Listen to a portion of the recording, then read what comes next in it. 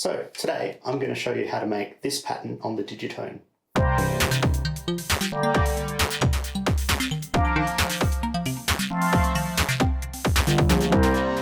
Now the interesting part about this pattern is that all of the sounds are coming from track 1. So I've read a few comments online about the Digitone only having 4 tracks and how that is a limitation if you want to get into sort of detailed, fleshed out compositions. So basically I've exploited the fact that you can use sound locks and micro timing to get up to 3 sounds on one step in a track. Now I'll show you how it's done. Okay, so first I've programmed in a pretty simple chord progression. It sounds like this.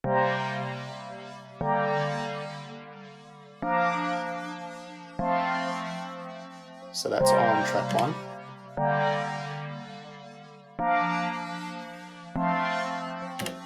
On track 4 we have the bass sound. Now I am just going to use track 4 to place the triggs to copy and paste onto the other track so that we know the notes to use. So if we go... Okay, so where in the pattern do we want this? So basically we want it to be like this.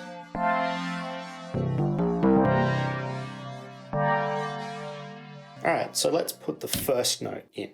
So now I've muted track 4. Now I will hold this trig, which is the C5, and I'll go copy trig, and then paste it after the first trig on the chord track. This will be played by the same instrument, obviously. So that is the same instrument as the track for now. But if we move this across with micro timing, hold the trig, turn the level knob, then we'll go to what our bass sound was, which is koto bass. Now that. So we're playing 2 sounds on one track now. Let's just continue doing this for the rest of the notes.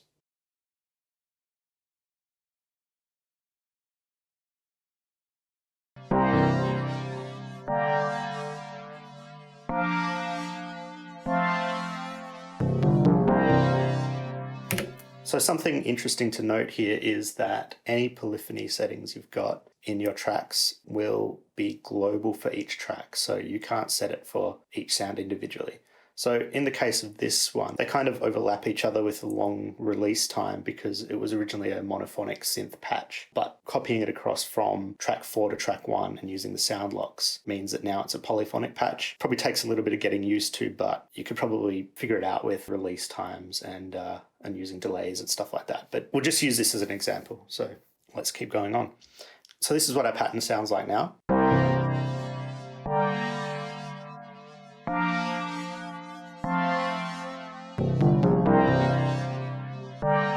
I might just get rid of that trig there. Make things a bit easier to understand. And a bit simpler when we get a few more elements in there. Alright, so on to our next element. I think I might do the kick. So as you can see, we've already got the first 3 trigs here occupied. So I'll add the trig on the last step. And so we've used our sound browser here to select the kick sound. Now, the problem here is that it won't actually trig when you start the pattern, only when it actually comes across again. So I think I might have got the octave wrong here, but let's see. Yeah, octave is wrong. So let's go change the octave here. One thing to note here is that if all of your notes are the same and you're trying to overlap them, they will just cut each other off rather than actually overlapping. Now I think this may be a slight bug or just a weird quirk of how the Digitone works. If you play 2 C5s after each other, they'll cut each other off. Now if they ever fix that or change the mode so that you can make it polyphonic, that'd be really great. But in the meantime, I've made it so that the kick's root note is in a very low octave, so it won't get in the way of anything else.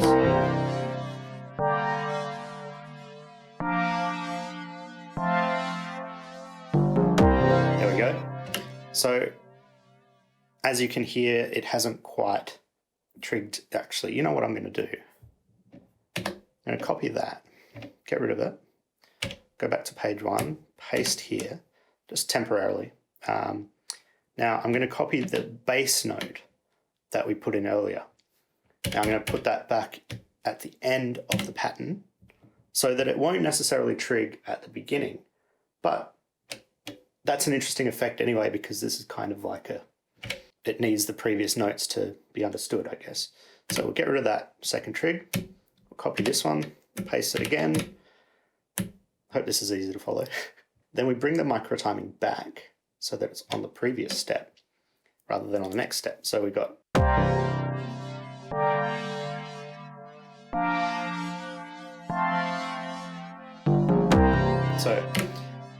so we've now got the kick in there. I am going to copy that kick. So we've got a copied trig of the kick and it's micro timed back, but we can fix that in the subsequent trigs. Let's see where we want these kicks.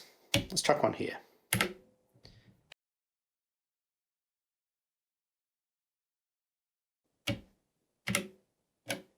Then we go paste, paste.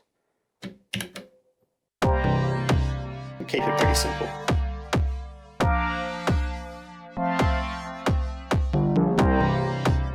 Okay, so now we have 3 sounds on the one pattern. Let's do some more. Let's just max it out.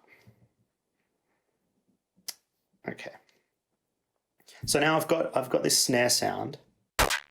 So do as we did before and hold the trig. Use our sound browser. So we can then copy that trig, paste that. So we've got a bass trig here, which means that we're going to have to put the snare either there or there and micro time it forward or back. So I think we should put it here. We can change this later if need be. So let's have a listen to this.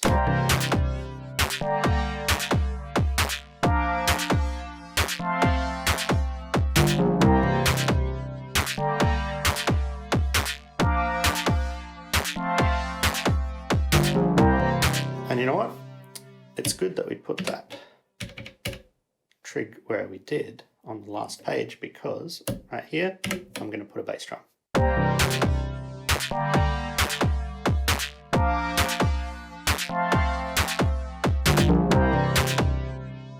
I'm going to add a hi-hat in there just because I can.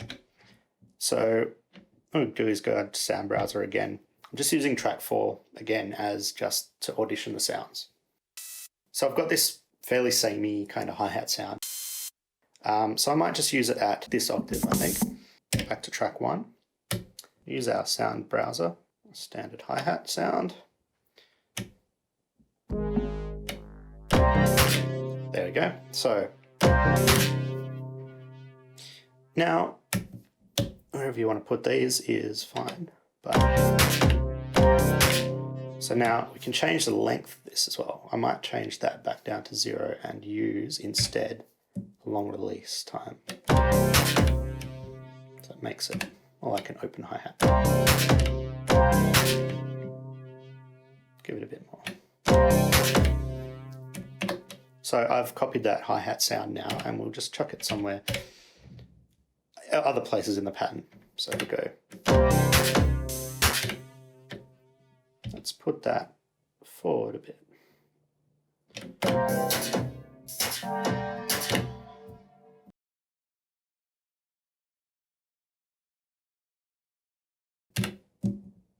Change the release so we've got like a closed hi-hat.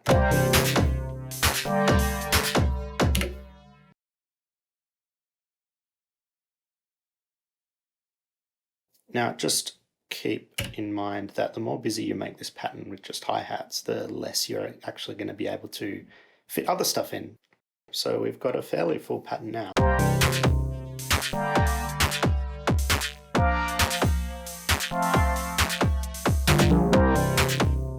Okay, I think that's enough hi-hats.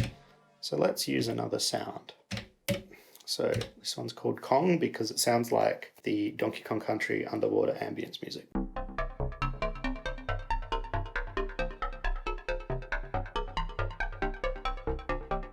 So this one we'll just basically just add as just like a spicing up sort of sound, I guess. We'll just use these 5 notes.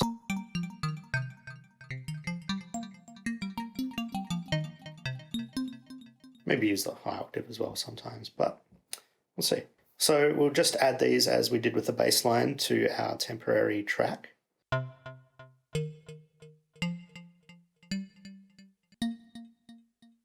if you mute that. Well, you know what? Let's add the high C as well. So I'm basically just going to add these wherever. Let's start with all the low Cs.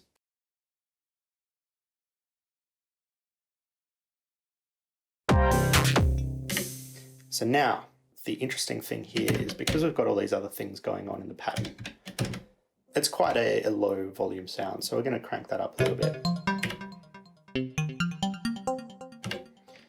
So we copy again, but we also have to save that sound once again.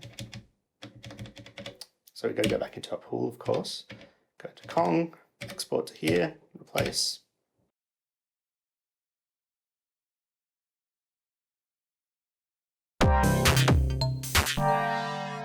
I'm just going to copy all of the low C notes and distribute those throughout the track, wherever there's space.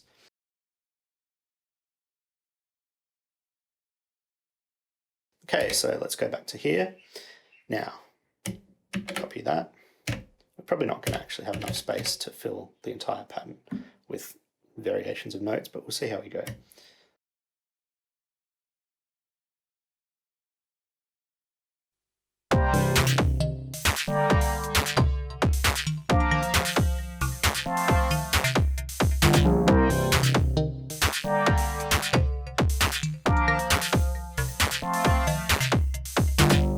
Copy our third note. Let's paste that. Let's go here. Change our sound again. We can copy that.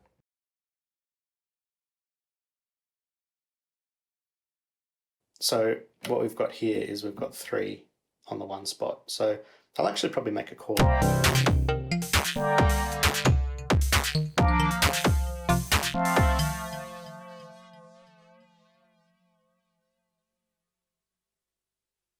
So I've copied 4 notes now, so let's just delete those for now. Copy our 5th note. Let's just chuck this in a few places.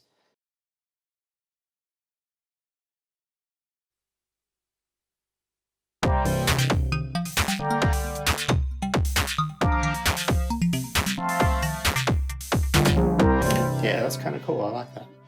So we got our last trig now.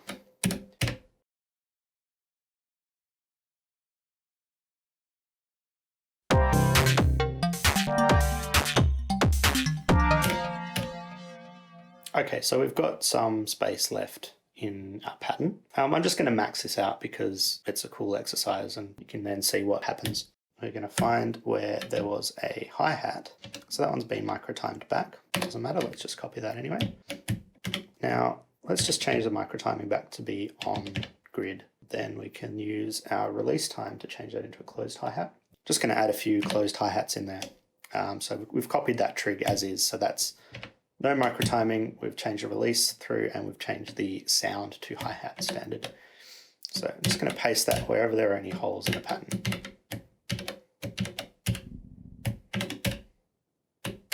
There we go, we've filled the entire pattern.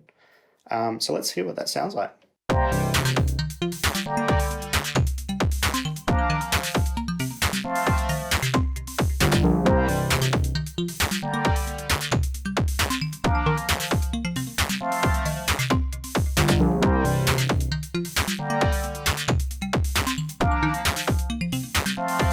So any changes you try to make to the parameters on this track will basically only affect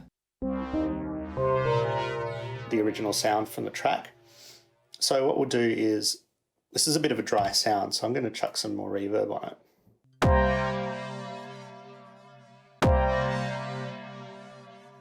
That's good.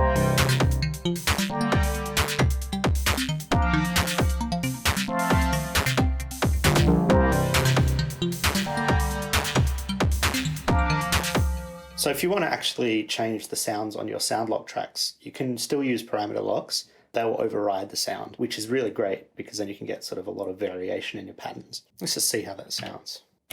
Let's chuck a bit of delay just every now and then on the snare.